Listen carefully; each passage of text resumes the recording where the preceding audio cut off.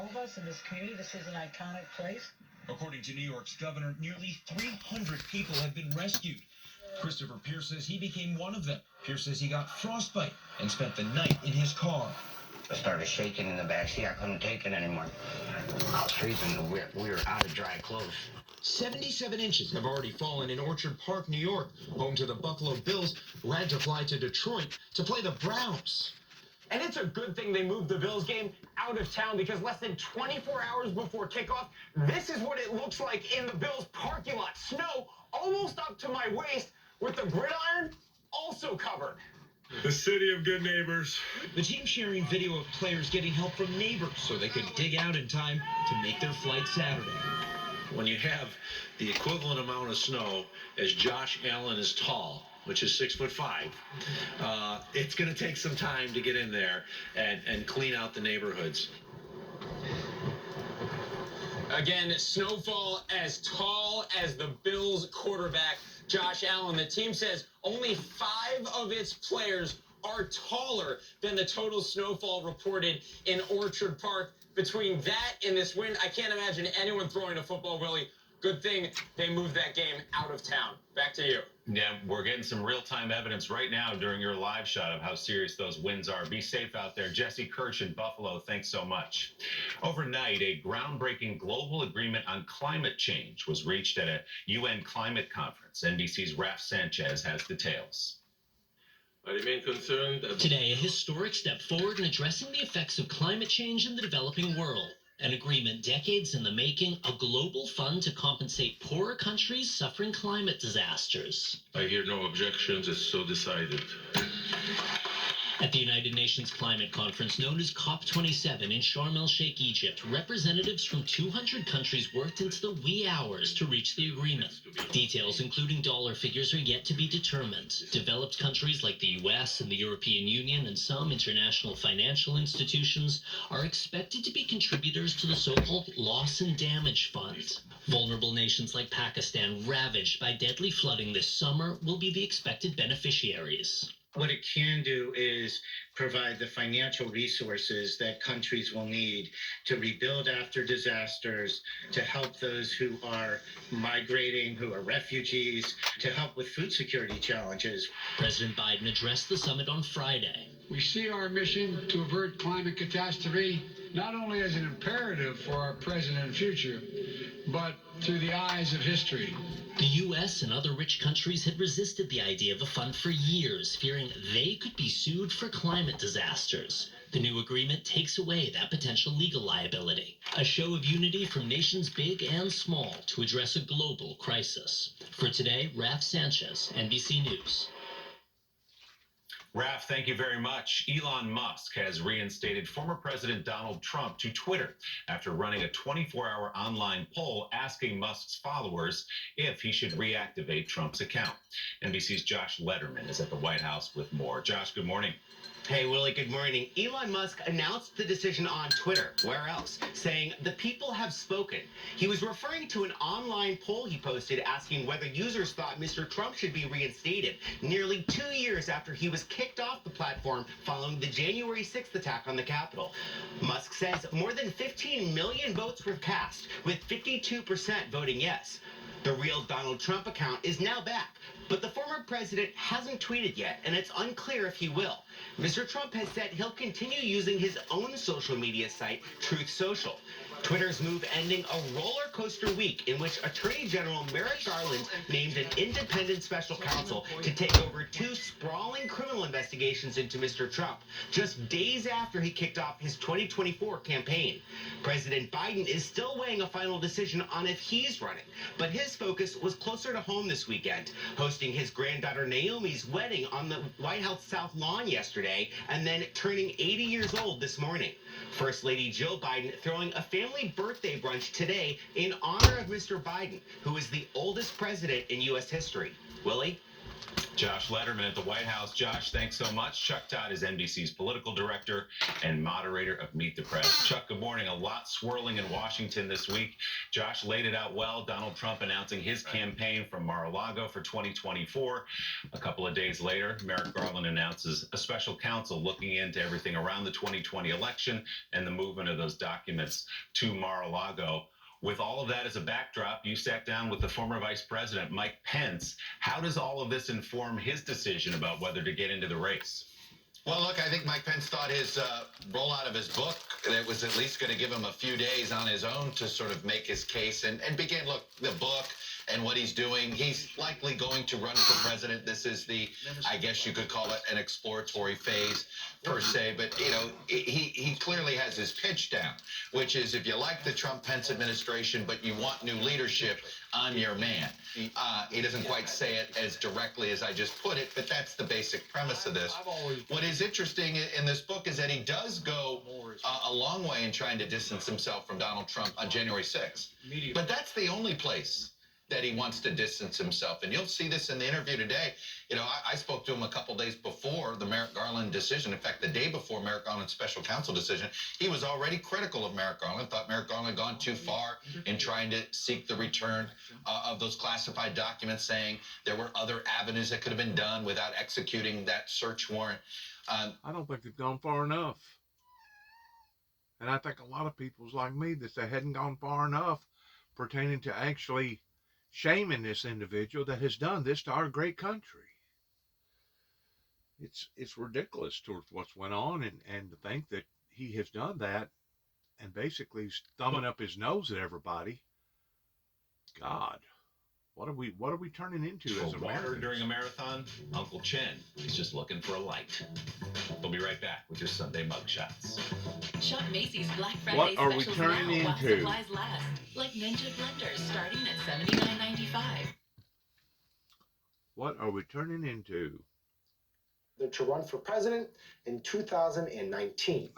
President Biden and First Lady Jill Biden released a statement saying, quote, "It has been a joy to watch Naomi grow, discover who she is, and carve out such an incredible life for herself.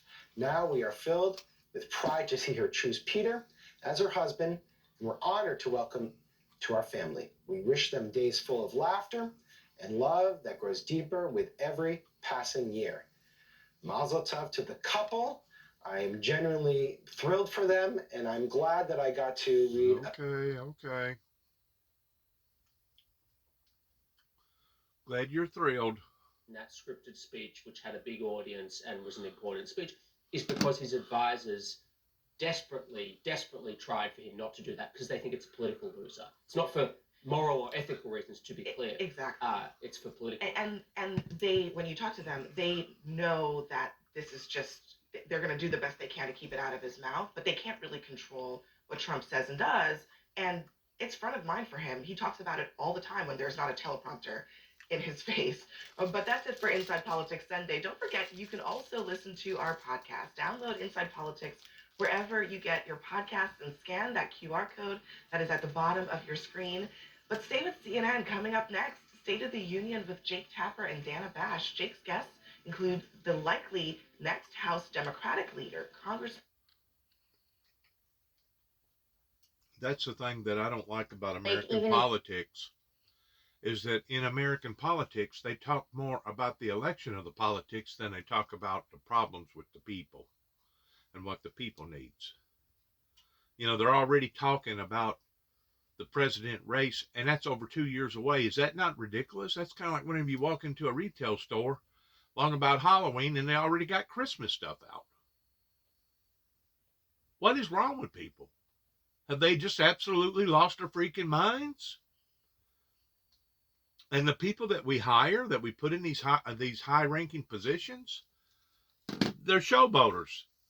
They're more concerned about what they look like in front of a TV screen than they are towards fixing the problems of the American people. And this does include portions of I-5 at higher elevations. Air stagnation means a lot of the air particulate matter is down at the ground. You don't have a lot of wind to mix things up, which would help to clear the air. Not happening and no storms moving in just yet. It has been cold. We've got a bit of an inversion. Some of the fog that's developing is freezing with the temperatures from Walla Walla, portions of Washington's wine country, down through the eastern side of the Oregon Cascades, Redmond included, through Madras. We do expect, with the cooler temperatures below freezing, 32 or below, that water, the fog, will freeze. That will create some slick conditions on the roads and on sidewalks. You step. Every miracle. See. Let's see what NASA's doing. Right here. Let's see what they're doing. Mostly we're looking at we're on the right track that science has requested us to fly on. We are also obviously looking at various parameters of the aircraft, make sure we don't get any trouble with airspeed, altitude, or the heading. The flight plans continuously getting updated as science changes the area of interest. Obviously these storms are moving and we are trying to keep up with them. Hey, Mr. Phillips. So in the Global Hawk Operations Center during a flight, we're going to be monitoring the flight with this wonderful mission tool suite capability that NASA has developed. And with that, it allows us to see the data coming in from the aircraft in real time, satellite data, and multiple things for us to really see what's happening as we go along. And so what we'll be watching for is, can we see the weather patterns? Can we see patterns in the humidity that let us know that we're sampling the areas that are eventually going to move downstream and impact the U.S. The Global Hawk is a one-of-a-kind capability that, NOAA, we have a great observing system from satellites to aircraft to ships, but there's nothing that provides the capability of the Global Hawk. So within NOAA, we really want to see if that is a really good addition to our current observing system. And so by collaborating with NASA, we get this wonderful opportunity to test its capabilities, see its impact on the forecasts, and then hopefully that opens the door for a broader collaboration down the line to do this on a regular basis.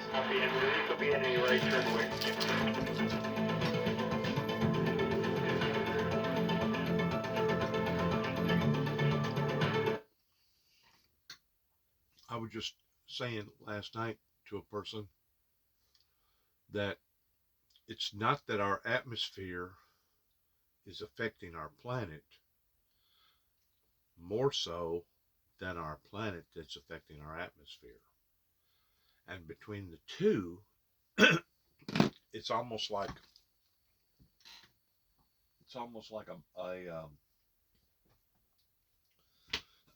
a harmonial balance that the Creator put in place, that one was supposed to be just as equal as the other. Well, whenever you disproportionalize that, pertaining to what we're doing to ourselves and what we're doing to the planet, then that affects everything. That affects not only the ecosystem that we are accustomed to here up onto the planet, but it also affects the ecosystem, and that's exactly what it is. Our atmosphere, below our solar system, is an ecosystem that's supposed to be run a certain way, and once that atmosphere gets out of tune, I'm going to use the word tune, kind of like tuning up a guitar. Once that balance gets broken between what's going on the planet versus what's going on in our upper atmosphere, that's causing the atmosphere to get so hot, it's causing the evaporation of the moisture to go even higher, that collects more moisture, that whenever it does release it, it releases it in the form of a deluge, or it's so disproportionately unbalanced that now we're seeing these extreme droughts all over the world in different places. But it's more to it than just the droughts. It's the planet that's warming up because we have disturbed so many molecules. And the only way that I know to explain it is looking at that chart right in front of you pertaining to NASA. that inside, in the center of the earth, miles and miles below us, is hot molten lava that is spinning centrifugally. I don't know how fast, but it's going, in a direction. As this spinning effect is speeding up, it's causing the gravitation to actually increase. But while the gravitation is increasing, the heat is expanding, and because of it, we're seeing now evaporation towards drying up of our rivers and our streams and our waterways, our tributaries, our watersheds, our ponds. And of course, it had already predicted that this was going to occur in the Bible because of the damages that mankind was doing to the planet by distracting or taking out all the precious resources out of the earth pertaining to oil and natural gas. That it was predicted that the Euphrates River was going to dry up, which is a big body of water. So how come people wasn't smart enough, that's supposed to be geniuses in all this stuff pertaining to all these different equations and etc.? How come they wasn't smart enough to figure out, well, you know what? What's going to cause the river Euphrates to dry up according to Bible prophecy? And if the river Euphrates dries up, whatever causes that river to dry up, is it going to have an effect on all the other waterways and all the other rivers and all the other lakes and tributaries pertaining to different things upon to the planet? Humanity didn't see this coming. They have been blindsided by this because of all the petroleum oil companies that was spewing out to the world, oh, global warming isn't real, global warming isn't real. And they have actually created almost a religion in people that to this day still are not convinced or persuaded that what we're doing to the planet, we're the ones that's doing it. It's not God that's doing this. God is a merciful God. God is a loving God. God is a forgiving God. God is the creator of all creations. So why does it say in the Bible, in Revelations, that God will come back to destroy those who are destroying the planet if it was not a possibility that the Homo sapiens upon the planet would not nor could not start to decline or destroy the planet if it wasn't in there? That's just it. It is in there, and we are now, only now, truly opening up our eyes in the effect of understanding these elements that we are causing here upon to the planet, in which the planet is causing the atmosphere to do what it's doing. It kind of reminds me of a ping pong game. You got a ping pong game, you got one ball, you got two paddles, and in between the two paddles, that ball hits the paddle, hits the board or the whatever it's made out of, the ping pong table itself. It hits the table, it bounces, and it hits the other paddle. That paddle hits it again, the ball comes back, it hits the table, and then it bounces back up and it hits the other paddle. So you got kind of a harmonious balance going here, right? Until one or the other misjudges the ball, and all of a sudden the ball flies either off to the left or the right, or it goes way up, and the other person cannot retract or gain control over trying to knock that ball back onto the board, back onto the table. Usually, whenever that occurs, the ball goes ain't no telling where. Why is that? Because you have messed with that harmony and balance. It's the same way with the planet Earth towards the outer atmosphere, above our clouds. It's communicating back and forth to one another, kind of like that ping pong ball going back and forth, back and forth, back and forth. What happens on the planet Earth affects what happens in the atmosphere. What happens in the atmosphere affects what happens on the outside of the Earth. But what is the core of all this? What is the core, and why is this happening? Well, science has been looking at carbon gases that at one time they thought was cows farting. Literally. No, it's not funny. They literally thought that at one time. And then they evolved over into something else, a line of thinking, which was hairspray and any other container that had that type of byproduct in it. And then they got to looking at Freon. And they got to looking at Freon so desperately that they actually caused the car manufacturers to change their concept in putting R12 to keep people's air conditioning cool. They evolved it to R134 and made it a law that within a certain amount of years that they had to do that, or else they was going to have steep penalties and fines. So you may say, well, what's your point? My point is this. Science has been looking up on top because they have noticed a significant increase in the normalization of our atmosphere no longer being normal, but being abnormal because of either the droughts or the deluges, one or the other, or the horrible, intense hurricanes, or the horrible, intense outbreak of tornadoes, or the horrible this or the horrible that.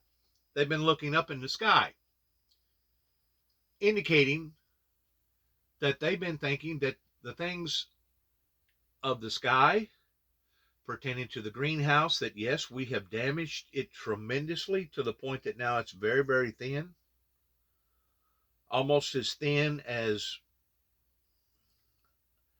I guess you'd use an analogy of a somebody wearing contacts. Whenever you look at a contact lens, it's very, very thin. That's basically the thinness of what the ozone layer is today in comparison to the thickness of, let's say, a magnifying glass. You look at a magnifying glass, I guess it's in total over maybe an eighth of an inch thick, sometimes maybe even a quarter of an inch thick, depending upon what kind of magnifying glass it is and how deep the magnification of it is, how well it magnifies whatever it's doing.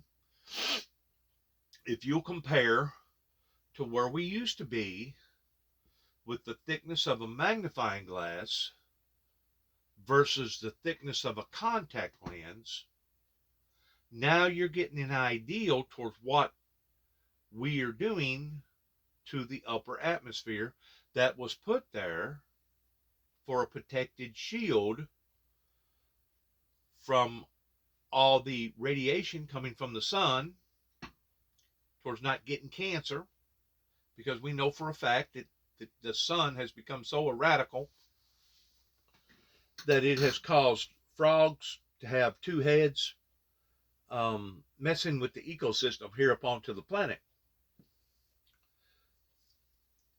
causing plant life to die, causing areas that used to have lakes and rivers to dry completely up, and also causing places that's never had any type of amounts of water to basically become deluges, become floods. What we're doing is we are displacing the magna content in the core of the mantle of the earth that was put there of the grand design towards this harmonial balance. It's a harmonial balance where the earth communicates to the outer layers communicates back to the earth. You can't see these things, but you know that these things exist. It's kind of like you can't really see the wind, but if there's a bad wind, like a 90-mile-an-hour usher of wind, you don't see the wind necessarily, but you can see the consequences of what the wind has done because of all the damage. So you know the wind is real. You know that moving particle of air is real. Even though you can't see it, you can see the repercussions or the consequences of what it can do. We've seen that again and again and again, of the consequences of wind. It works the same way pertaining to the heat element being out of order to the point that the planet is now warmer than what it was, let's say, 50 years ago. If you compare the planet of where we was 50 years ago in comparison to where we are today, we're give or take about 3 degrees, maybe 4 degrees warmer. They're saying that the waters up in North America pertaining to the Great Lakes, that they're somewhere between 3 and 4 degrees warmer just within the past 30 years, and that could have a contributing factor towards all the elements lining up in regards towards seeing these massive, massive snowfalls that produces this machine. I'm going to use that analogy. It produces this machine to where it takes the water temperature that creates all this steam. Once more, it's an evaporation that goes up into the atmosphere. Because the atmosphere is so much colder, it immediately starts crystallizing itself. Whenever it crystallizes itself, it turns into snow, and then it starts pumping or producing or throwing that snow back down. That causes these big blizzards of 60, 70, 80 inches of snow per one snowfall. We're seeing this more so of these events happening because the elements is lining up just perfectly. The fact of the matter is, these oil, petroleum typhoons have went at this thing like it was a ushering gold mine. I think Ed Clampett called it black gold, pertaining to the Beverly Hills. Well, we see now what that black gold is now doing to the planet, pertaining to draining that black gold out of the ground. That once you do that for a certain period of time, you're displacing its own ecosystem below our feet. And because the ecosystem is being displaced under our feet, now it's displacing the ecosystem that goes up into the atmosphere. Now the atmosphere, just like a ping pong ball, is now displacing the things that are going on pertaining to either the deluges or the droughts, or causing frogs to have 3 heads, 2 heads, or whatever. One thing messes with another thing messes with another thing, that has now put us where we are today in the year 2022, of just now recognizing that the things that the scientists tried to warn us about as long as going back as far as 50 years ago, and then there was a great deal of interest on it 20 plus years ago, that still was not recognized. And it's only up until today that Mr. Biden has finally put it on the front burner, that it should have been put on the front burner 20 plus years ago, but everybody wanted to disqualify Al Gore towards him being some sort of a nut, some sort of a crazy man, to the point that it caused the election to be lost here in the state of Tennessee because of somebody that was concerned about our well-being. Basically, the Democrats got punished because they foreseen this coming. They tried to head it off towards helping humanity, and rather than being rewarded by humanity here in America, they actually got punished. And by them being punished meant that the state of Tennessee was not going to have a 4th star in their Tennessee flag pertaining to the 4th president of the state of Tennessee. Those was the baby boomers. Those was the people that was born in the after World War II, either in the 40s, 50s, and I guess I come in on the tail end of the baby boomers because I was born in 1961. But those was the baby boomers that was in denial about global warming because they didn't understand the physics of it. Nobody explained the physics of it because science at that time, they themselves did not understand the physics of it. But yet now we're supposed to understand how to create a nuclear bomb because of all the molecules and etc. towards being displaced, towards splitting the atom and etc. What has caused these smart, intelligent experts not to look at the very things that I'm looking at? Greed, selfishness, a group of people that was getting rich, a group of people that didn't give a damn about what they was doing to our planet towards draining all the precious resources out of the ground. That falls back to the original concept of what went on over in the Middle East pertaining to the Arabs, pertaining to the Sharia messed up concept of not only wanting to control the world in domination and fear, but wanting to become so greedy that it didn't give a damn, working through OPEC towards how much oil that it actually taken out of the ground. That basically was a leading inspiration to all the other greedy, selfish petroleum tycoons, crude oil tycoons that has now led us down this endless road of doom and gloom. It is going to take, as Billy Graham's son, Frank Graham, said, the hand of God to reverse this and to rescue us from what that we have already done did. It is going to take a divine miracle to not only reverse the damage to the atmosphere, but the damage that we have caused to the planet, that now mammal life all over the oceans is crying out and trying to tell us different signals about how that their ecosystem in the ocean is changing on a day-to-day level. We're seeing the decline of various things happening in the seas and in the oceans that was put there for a reason, that are dying, the reefs. And once that occurs, it causes something else to occur that causes something else to occur. And you don't think that the mammals, including the whales, the other types of different types of things that swim around in the oceans and the seas, you don't think that they have already identified this? Sure they have. That's their home down there. That's their ecosystem.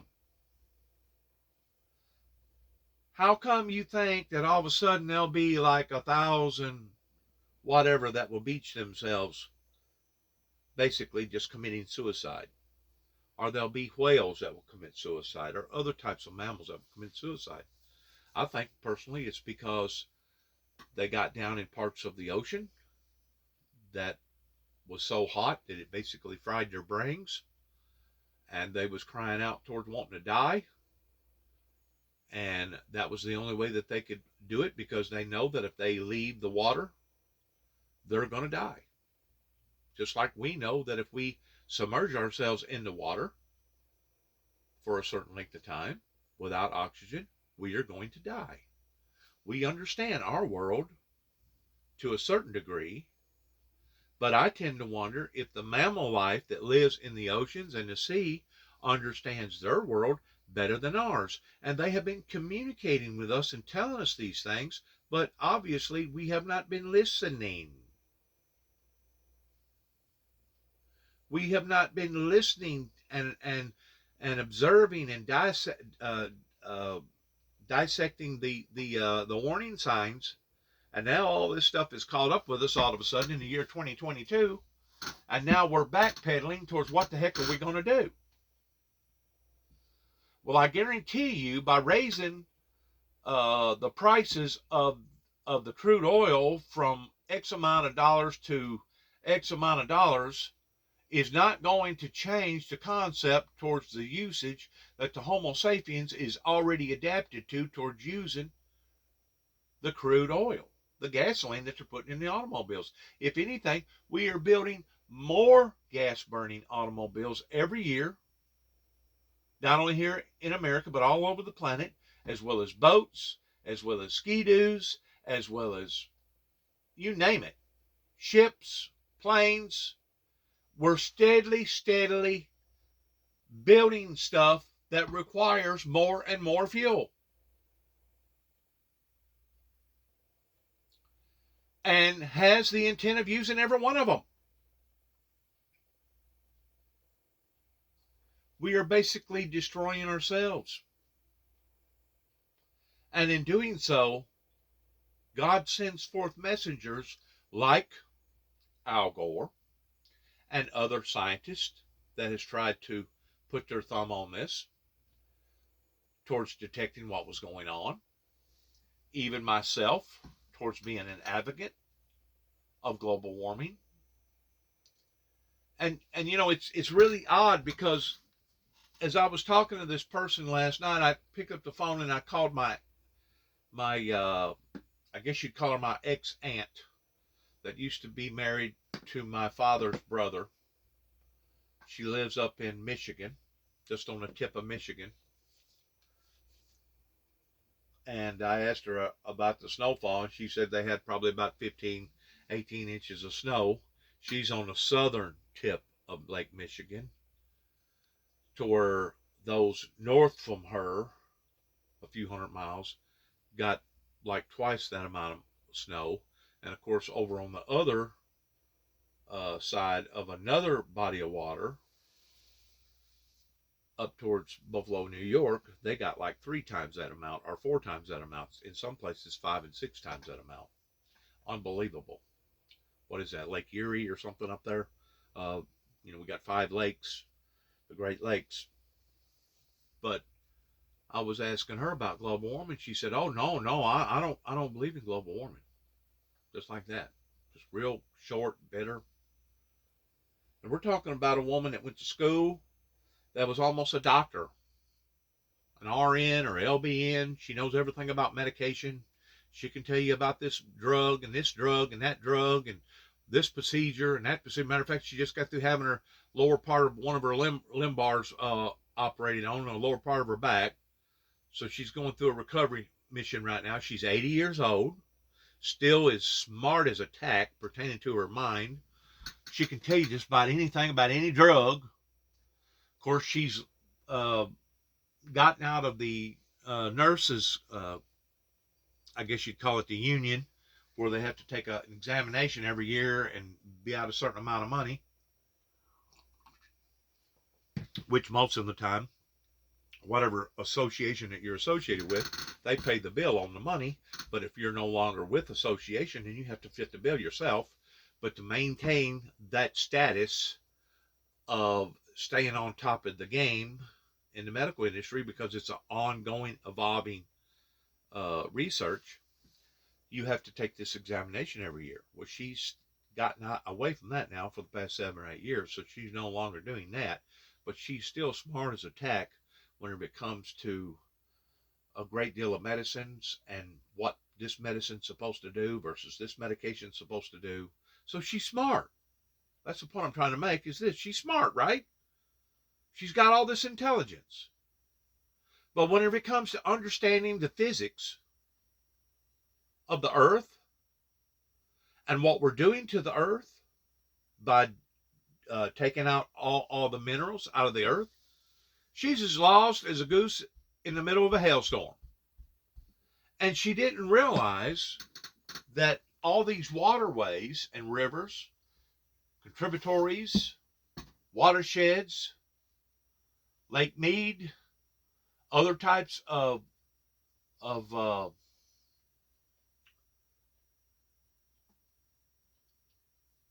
areas all over the world was now having the same type of characteristics towards drying up. Water tables getting extremely low. And because she was married to a minister that was Ronnie Jean Jackson, that was a certified minister somewhere up in Michigan somewhere, she's very, very familiar with the Bible. Extraordinarily religious whenever it comes to being able to quote scriptures. And whenever I backed her up in the corner last night on the phone, and I said, well, you know, the Bible talks about the river Euphrates drying up. And that's where the final great battle is going to happen. Of what is it, a army of 200 million or something like that, where the blood's going to get as deep as a horse's bridle. I go, have you ever tried to figure out that if whatever's going to happen to the planet that's going to cause the river Euphrates to dry up, do you not think that it's going to happen to all the other water systems all over the planet? And she hesitated. And her response was, no, I have not. In other words, I struck a nerve with her that obviously nobody has never brought to her attention, that surrounds the facts about biblical Bible prophecy in comparison to our science, in comparison to the physics, in comparison to the facts. And I think I actually startled her last night while I was talking to her, because she has been so devoted, almost like a religion, of being this global denier. It's almost like an occult, like Donald Trump has created in being an election denier, that the election was stolen. Donald J. Trump has actually created an occult. He has created a religion towards people. I don't care how many facts that you give them. You could talk to them until they was black and blue in the face, and I promise you, there are certain people out there that you're not going to break through towards believing that the election was stolen.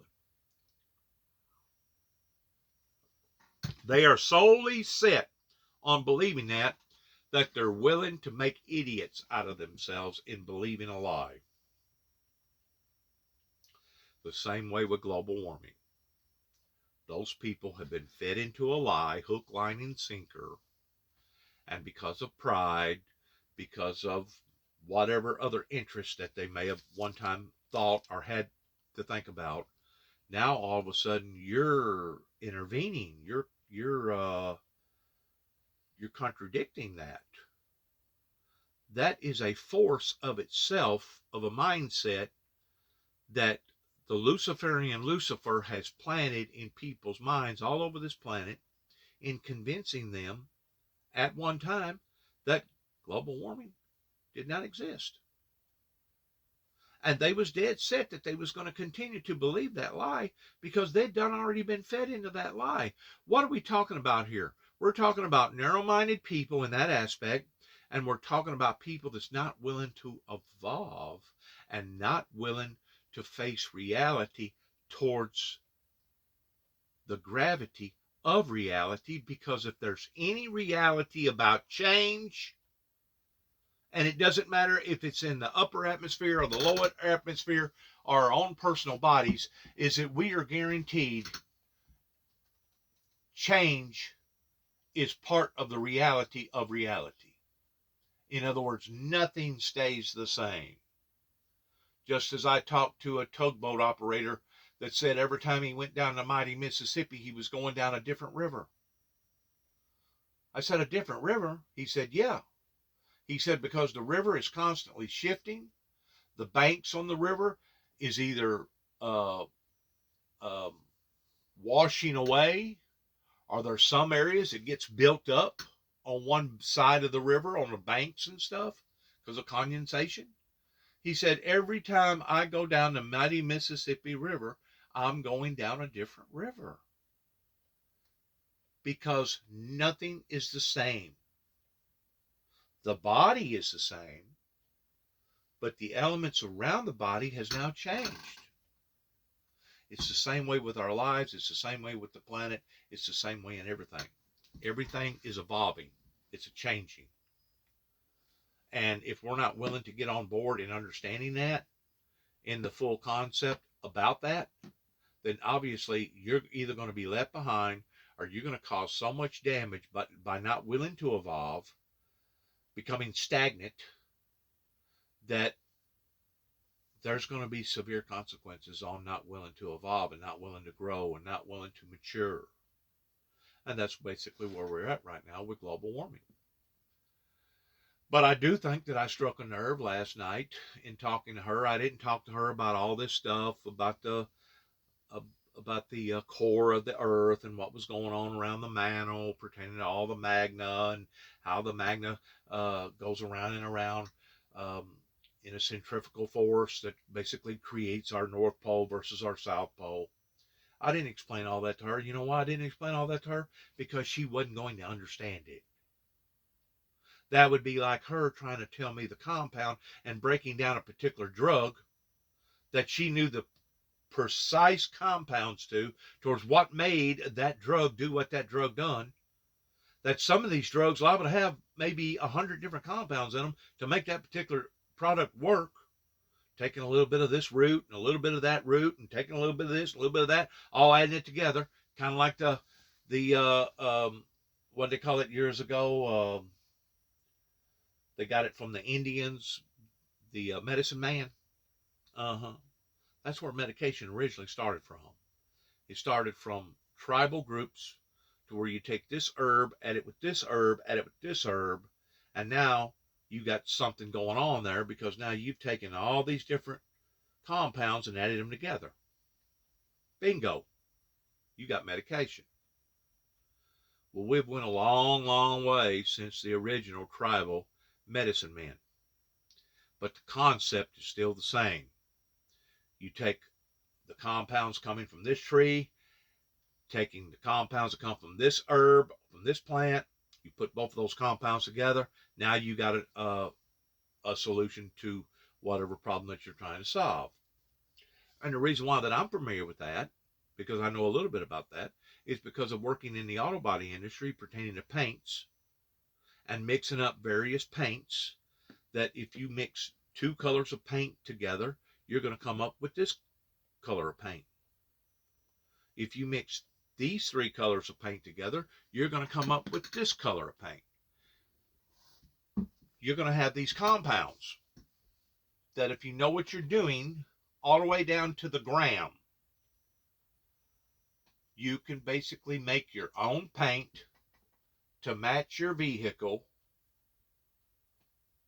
right down to the T, that the human eye can no longer discover the differences between the old panel that had the original paint versus the new panel that now has the new paint, because you accurately got it so close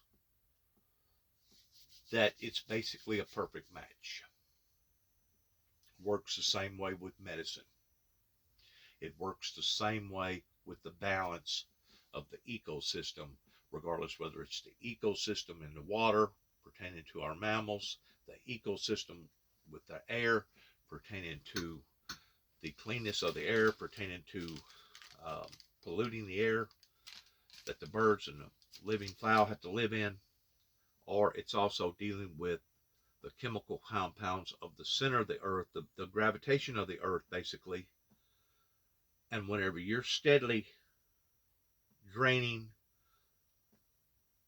oil, petroleum resources, and gases out of the planet, there's going to be consequences. And those consequences aren't just going to be here on the planet, but the consequences are going to be the outer layers of the planet called our atmosphere, kind of like that ping pong ball going back and forth. That one thing affects another thing affects another thing. And right now, we're in I guess you'd call it a snowball effect, to where now we're actually visually seeing these extreme apocalyptic weather events that now is undeniable, that are occurring all over the planet. Once more, you've got people out there that for some reason they're so narrow-minded, it's incapable for them to think of the things that I just got through explaining to you, towards touching off on just a few of them. Just a few of them. There's millions and millions and millions of different concepts that you can look at, either about medicine, or about the quality of air, or the quality of our oceans, or the quality of our earth, or the quality of our atmosphere. There's millions and millions of different concepts that one can look at. But I ain't got the time to sit down here and explain all of them. And to be quite frank with you, I don't understand all of them. Just like I don't understand everything about biblical Bible prophecy that is supposed to occur in the last days. I do understand this. The Bible says that in the last days that all things that have been written must and will be fulfilled. The Bible talks about that as you shall see the days approaching, that no flesh shall be saved. And if you put a little common sense with, okay, what's causing this big, massive body of water to dry up on the planet pertaining to the river Euphrates? And if the same concept is happening to that river, is it going to happen to all the other rivers and all the other contributaries and watersheds and oceans and lakes and etc.? That's all inland. The only reason why that our oceans is not drying up, and that's the only thing that's saving the mammal life right now, is because of the melting of the icebergs. The melting of the icebergs is putting cold water nutrients back into the oceans. That is not only rising the ocean level up, that now we're seeing once more the consequences all over any of these outlining areas. Some of these islands has basically just disappeared that at one time people used to live on. They don't even exist no more. But we're seeing the repercussions of these things. Anybody that lives on the outer perimeters of a great body of a landmass, because the water is going up. But not only is the water going up, but that ice that's melting in that water is actually acting as a buffer or a compromiser, that if the ice was not melting right now, we would see the exact same thing pertaining to the water evaporation in the oceans and our seas, the same way that we're seeing with our lakes and our rivers and our inland waters. Eventually, that ice will completely melt on the level that we're going on right now, and it will have a reverse effect in the oceans, to where instead of the oceans going up and rising, they'll start drying up. And you won't see just a few thousand mammals committing suicide by beaching themselves, but you will see trillions of fish and mammal life that will suddenly be coming up to the ocean, that will be dead, or coming up to the banks towards committing suicide. You will see the water actually start bubbling because of what we're doing to the planet after the ice is no longer there. It's the same way as taking a block of ice and putting it in water, lukewarm water. If you put enough ice in the water, the water is no longer lukewarm, but it becomes cold water. And it's, attractive to the taste buds towards you drinking cold water or cold whatever that you're going to drink. It works on the same level. Whenever the ice is gone, we are gone. Because once it reaches that level, that the ice can no longer combat against the damages that we're doing to the planet pertaining to the warmization up underneath the earth that's warming the water up from the inside out.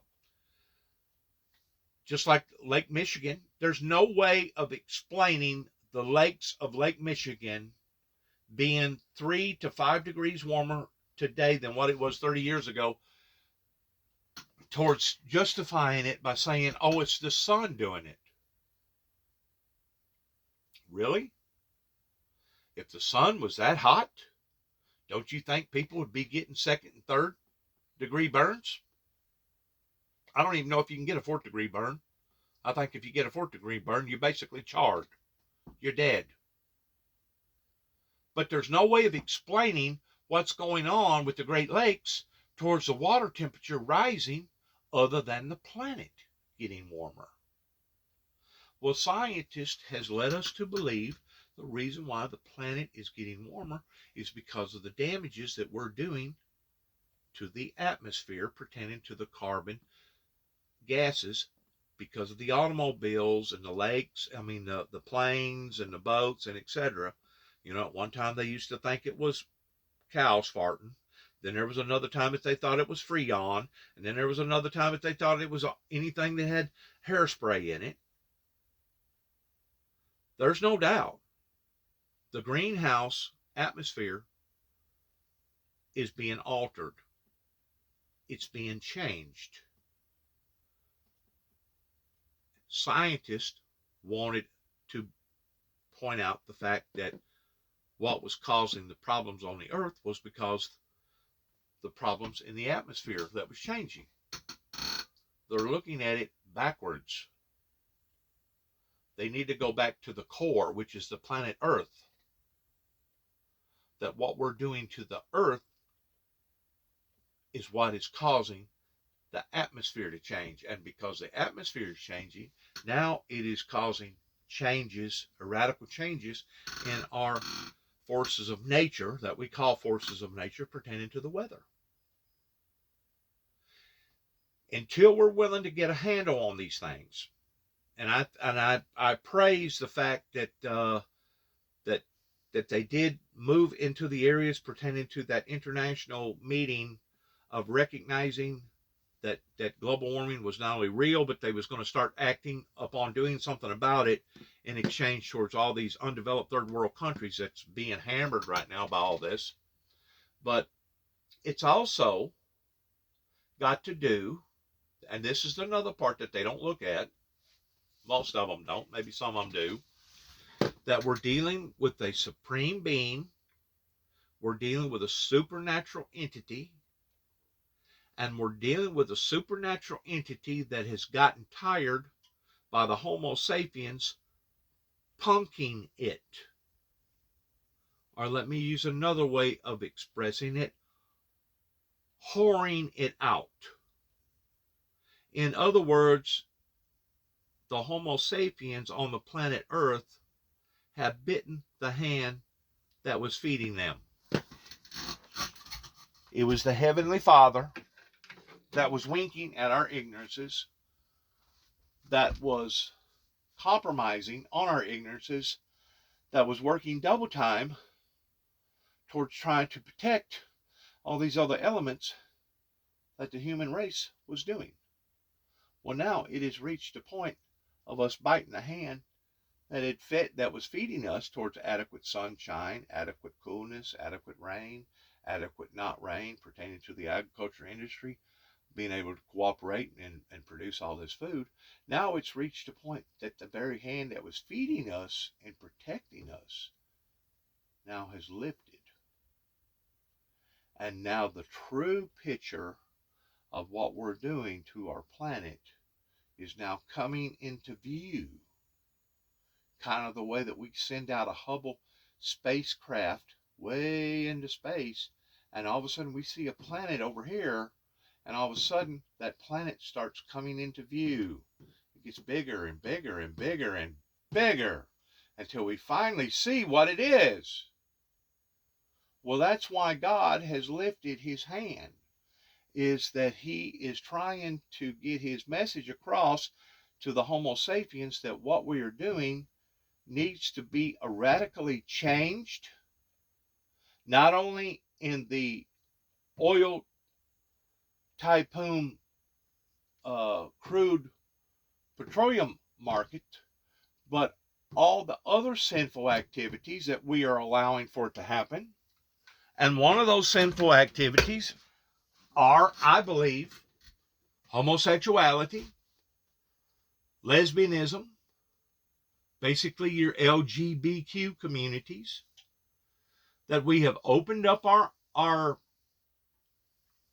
ourselves of being gullible in thinking that this is normal or right, to the degree that now they've actually creeped into some of our churches and getting in behind the pulpits and teaching people that it is okay and acceptable in the eyes of God to be that way. Not counting how that it's already inundated a great deal of countries, as well as our own, towards going into our schools, into our politics, and our very ways of life. That was one of the main I guess you'd call it milestones that basically displeased the Creator to the point that he brought condemnation to Sodom and Gomorrah. That was also another milestone that the Creator turned his back upon to the group of people that he had to basically mutilate or kill, because once he looked at that situation and realized how unproportionately out of balance that it was, there was no other ultimatum other than to kill them.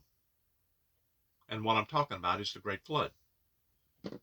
The massive flood that now scientists can prove did in fact occur, because they have found fossils up in places like the Rocky Mountains. And the only way that a fossil can be in the Rocky Mountains is the water. It had to be underwater at one time. We're also figuring out, because of science, we've got machinery now, X-ray machinery, that can actually look through the oceans. We got machinery now that can actually look through trees. And we're figuring out that all that stuff that we used to consider Greek mythology is no longer mythology, but it's Greek science or facts. Because now we can go into the oceans and use certain machinery in X-raying what's down there. And I'm talking about miles and miles down there that at one time we couldn't see down there, had no idea what was down there, and still probably don't know 2/3 of what's down there, or maybe even more than that. But now we can see where that mythology of different cities that existed pertaining to Plato and all that other stuff actually did in fact was real. And science can prove it's real now. Just like we can look into the forest of the Amazons and see ain't no telling how many structures and roads and pyramids and stuff that we know now are real. Because we can see them of tribal groups that at one time lived here thousands and thousands and thousands of years ago. Now, to be able to talk to these narrow-minded people, and I hate to use my ex-aunt that was married to my father's brother as an example, but she's got all this sense whenever it comes to medical, marvel, being able to take this compound, mix it to this compound, and take all these other compounds, mix them together, and create this medicine. She has basically devoted her whole life in the medical industry. She's 80 years old. If the truth be known, she probably has more knowledge than your average doctor. Because now she's got not only the knowledge, but the experience to go along with the knowledge. And she's steadily reading. She's steadily looking at stuff. Matter of fact, whenever I got an ache or pain in my toe, I can call her up and ask her, well, what's causing that? And she'll tell you right down to a T. Well, it's probably this. Well, if you're doing that, you need to change this. Or you need to go get this. So she's got all that figured out. But for some reason, up until last night, pinpointing about the prophecies of the water on the planet drying up, going with the exchange of the river Euphrates, she did not put it together towards the dots. And it took somebody like me to flag her to say, wait a minute, if this is going on over there, that's predicted for it to happen over there, do you not think that whatever the characteristics that's causing that is going to cause all this other stuff to occur? And she was bung puzzled. I actually caught her in a sense of awe that she really couldn't answer one way or the other than saying, well, I'm a global climate denier. I don't believe in global warming. Really? Really? You know, facts changes in history. At one time, there was a possibility that they thought that the moon was made out of cheese. Where the wording come from pertaining to lunatic, people losing their minds, the werewolf, back in the England era, 14, 13, 1200s, come from the moon of people being moonstruck. And that word moon turned into loon, lunatic. And to this day, we know that whenever the moon is in certain positions, certain things are going to happen. It's going to raise the tide. It's going to lower the tide. It's going to cause more women to have deliveries that's pregnant. It's going to cause more people that's already on the edge of losing their minds to actually lose their minds. So we know that the gravitation of the moon, either getting too close to the earth or not close enough, has an effect on everything. This is part of that ecosystem that I'm telling you about. It's part of that ping pong game and making sure that everything is in balance. And whenever you start changing stuff, you're changing the normalization of the way that the ball used to hit the table and bounce. Now it hits the table and reflects back twice as fast as what it used to, or maybe it's twice as slow as what it used to. I still believe that whenever COVID come into an existence, now going on 3 years, that something occurred on this planet that caused the gravitational pull to increase. And as the gravitational pull increased, it caused depression to increase. It caused people's mental health to increase. It caused people's biological bodies that used to have only a small ache, now a big ache. It intensified whatever was going on in your body that rapidly, basically, like pressing gas on a vehicle.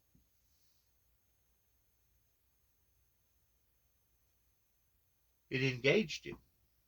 It accelerated it.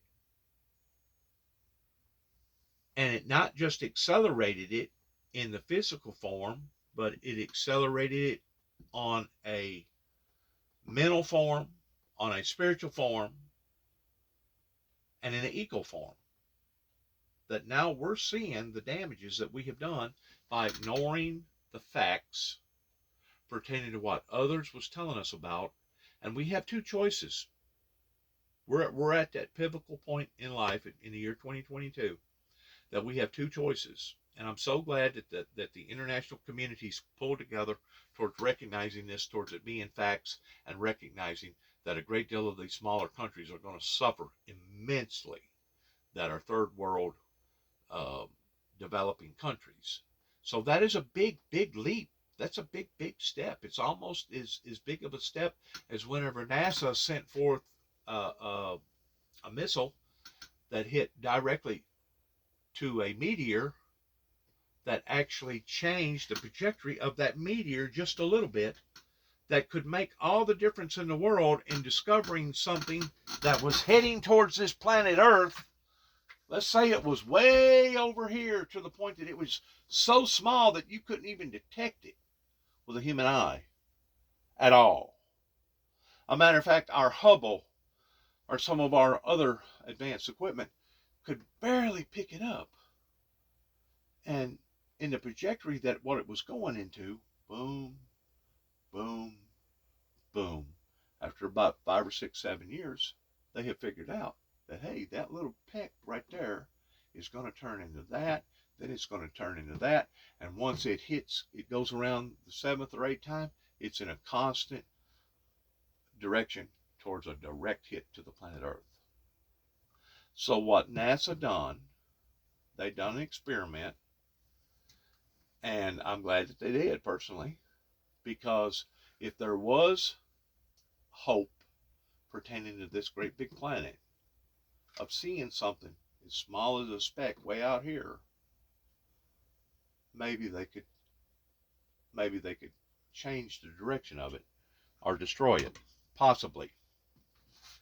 But you also got to keep in mind of this: whenever you're looking in space all the way around here, you're basically looking at a needle in a haystack, and the odds of you finding that one little bitty speck that's going to turn into that, that's going to turn into that, is like 1,000 trillion to 1 whenever it comes to all our space aviation satellite telescopes that's looking up into space, which they're making more of and more of them every day. But whenever you are looking up in there, it's like looking up into a needle into a haystack, and we might find it before it's too late. Then again, we might not. But at least we're looking, and at least we're trying, and at least we are awakening to the facts of what we're doing to our planet and how God is dissatisfied in our lives. And hopefully there will be a spiritual revival. Like Billy Graham says, the only thing that's going to save us and save this planet is God. And he could not have nailed it any closer to being the truth towards pegging it than what he said. The only thing that is going to save the planet and save humanity on the planet is God. And that's going to take us, we the people, just like the Bible talks about, of crying out to God, repenting, and God said that he will heal our land because of our obedience to him, and because of our obedience to one another and the obedience to the planet. If we don't do that, I don't know how much longer that this planet will last until we will see irreversible damages. And like I told you a while ago, the only thing that's saving the mammal life right now is the melting of the icebergs. Just like putting a piece of ice in your glass that causes the lukewarm water to become cold water. That way it's more attractive to your taste buds. Whenever the icebergs are all gone, which is a possibility, may not happen in my lifetime, but whenever the icebergs is no longer there to kind of react on the heat, then if you think the planet is heating up now, you ain't seen no planet heat up until all that's gone. That's the only thing basically that's saving us right now is the icebergs. But now we're starting to see the repercussions of the damages happening inland. And we're starting to see the damages happening from the outer levels of our atmosphere towards the forces of nature. It's time to quit playing games with this stuff. It's time to listen to the people that was chosen by God of being the messengers. As badly as you don't like to accept the truth, and I know they come a dime a dozen out there, people today rather believe in a lie than they would the truth. A lot of people today rather tell a lie than they would the truth. But it's time that people started awakening to these facts, because if not, we may not exist as a civilization for very much longer. Thank you again for listening. God bless you. God bless America. God bless our troops. God bless our endeavors towards where we go from this moment on. I just thought coming into this Thanksgiving that I needed to make this particular film about what the United Nations coming together. I forgot now, was it the 2020 whatever, whenever they all come together and realize that these damages are happening to the planet, and we're going to have to, help out some of these other developing countries, these poor countries. But I'm so glad that that was a milestone moment in history of possibly saving us from our own doom and gloom. Thanks again. Good luck to all of us as we end our program by saying, God bless you. May heaven help us all. And yes, shalom.